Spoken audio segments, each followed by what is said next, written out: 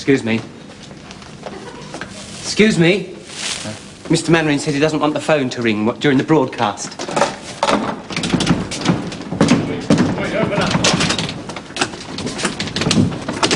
Oh, happy Christmas, Mr. Hodgins. And the same to you.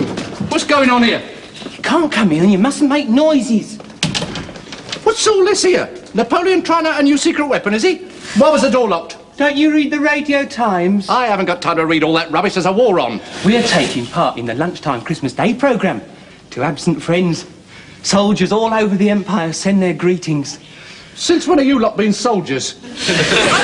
We're doing the bit where it says, greetings from a Home Guard unit. Somewhere on the south coast of England. We're doing the bit just before the King's speech. God blimey, as if he hasn't got enough to put up with. Dear oh Lord. Oh, I shan't want to miss this. I'll go and listen to it on the Verge's wireless. I'll bet you lot make a right mess of it. Oh dear, oh dear.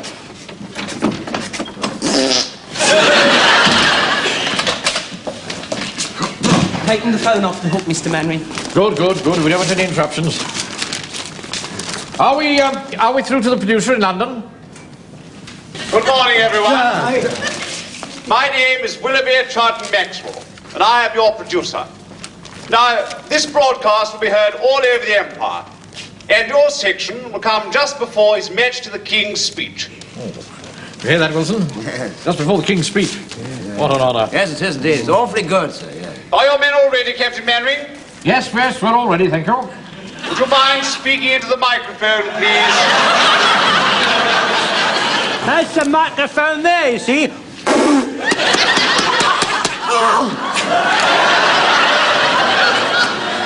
Don't do that. Don't do that. Don't do that, Jones.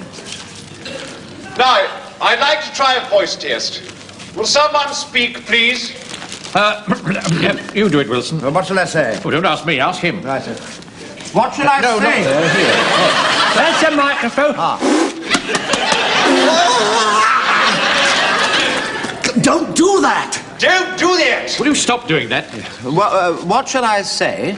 Oh, anything you like. Try a nursery rhyme. Right. There was a young lady from Buckingham whose idea of... Right, carry on. Right, I'll do my best. Lavender blue, dilly dilly. Lavender green, I'll be your king, dilly dilly. If you'll be my queen. That was awfully good. Was it really? I'm so glad you liked it. You really have an excellent microphone voice. Well, do you really think so? Have you ever done any of this sort of thing before? Well, as a matter of fact, I once played the White Rabbit in Alice in Wonderland when I was at school. Really? Yes. So did I. Did you really? What school were you at? Well, as a matter of fact, Look, I can went we to... get on with this script, please? Oh, Captain Mannering, I don't speak to page 7. Do you think I might be... No, certainly not. One more voice test, please. I'd like to volunteer to be one more voice tester, please. Any old iron, any old iron, any old iron. Oh, I wouldn't give a tap for your old watch chain. Old iron, diddly-da-da, diddly-da-da, da-da-da-da.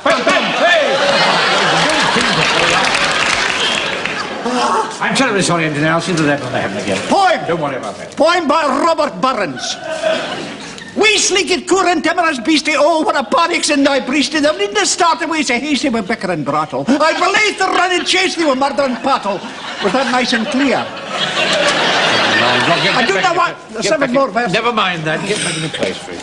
Settle down, and let's start on the script, please. And I want you to read the lines in perfectly normal, natural voices.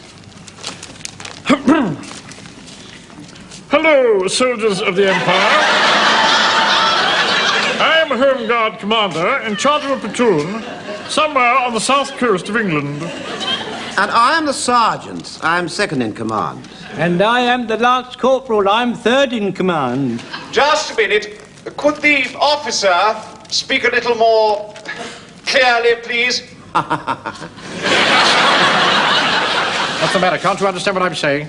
Well, the fact is you don't sound very much like an officer. Try and make your voice a little more officerish.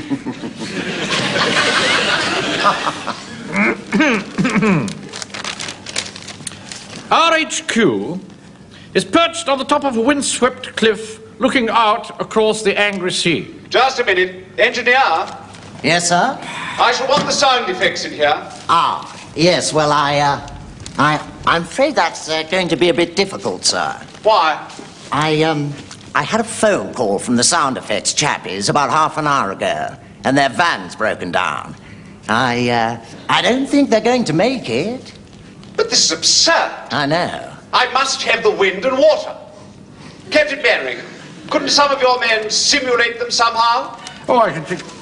I should think so, yes. Captain Mannering, I'd like to volunteer to stimulate the surge of the sounding sea.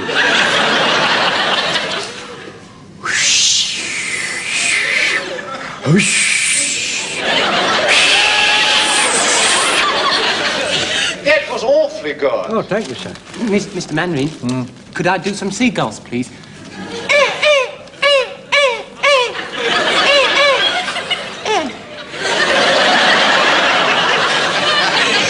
Captain Mannering, shall I make wind? Another remark like that, Walker, I shall order you off the broadcast. Start again, please, with the sound effects. Our HQ is perched on top of a windswept cliff looking across the angry sea. And while you are eating your Christmas dinner, we are guarding half a bit lower, Pike, a bit lower. Not down there, lower your voice. Oh, sorry. From the ever-present threat across the channel. I decided we don't just sit here. It's time for us to go out on patrol. On patrol, sir. On patrol, everyone. Time for us to go out on patrol. I speak to my sergeant. Sergeant, it's time for us to go out on patrol. Cor blimey, sir, so it is. And it ain't half cold and all. What? Well, that's what it says here. Corporal, it's time for us to go out on patrol. Men, it's time for us to go out on patrol. The men now realize that it is time for them to go... Who wrote this rubbish? I did. Okay, now, do be very careful what you say, sir. He can hear every word, you see. Come on, lads, we're going on patrol. And in less time than it takes to tell, the men are marching along the cliff top in the teeth of the biting wind. Suddenly, one of them points and speaks. What's that, Colt? What's what? Look, there's an object floating in the water. Truth, so there is, an all.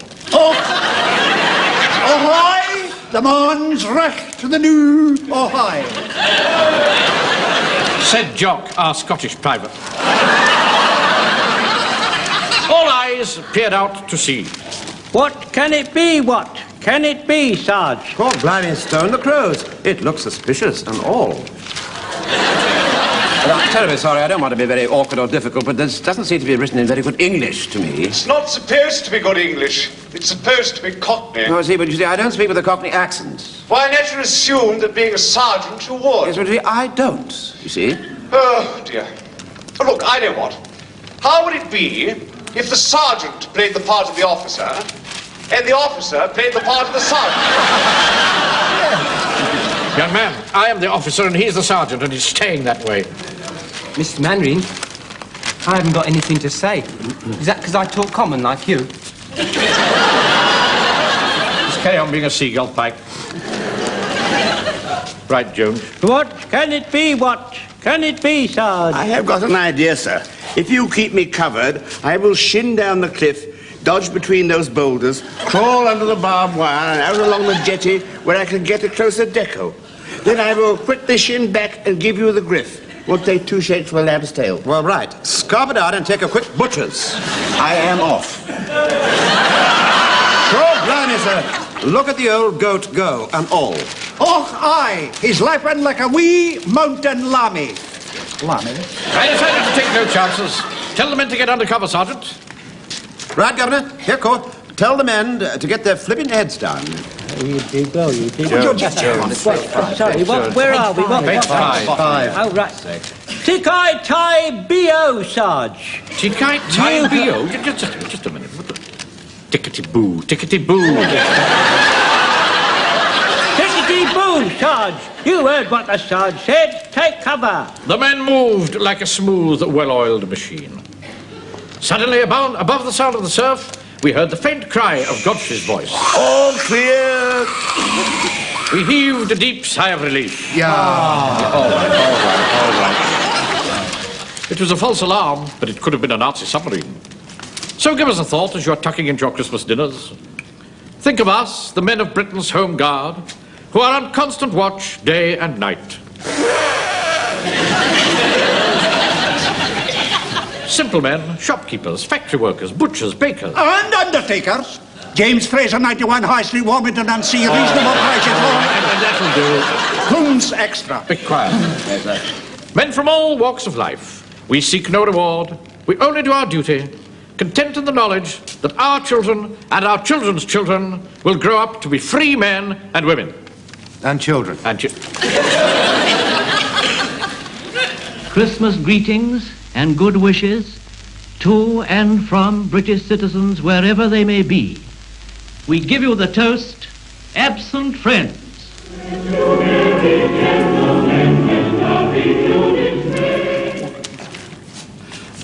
Yeah, it's getting a bit late, isn't it, sir? Yes, it is. We ought to be on the air by now. Yeah. What's happened? I can't quite make it out. Nothing's coming through. But don't worry. I'm just waiting for the standby light. Should be through at any moment. Just think, Mr. Mannering. You'll be the last one to speak before the King. Do you think he'll be listening? Oh, yes, undoubtedly. And the Queen, and Princess Elizabeth, and Princess Margaret Rose. God bless them. We're gonna hang out. What happened to you lot then? Quiet, will you? We're just about to go on the air. What are you talking about? It's all over. I've just been listening to the King's speech on the wireless. Oh, Mother Riley's Christmas party's on now. Oh, Mother Rock. Yeah. Awfully sorry, chaps. Hong Kong overran. Had to cut you out. We couldn't keep His Majesty waiting. Oh, that's nice, isn't it? Like it. What have you been doing all this time, then? Something I want to say. And I want you to listen very carefully. Are you listening? Yes, I'm here.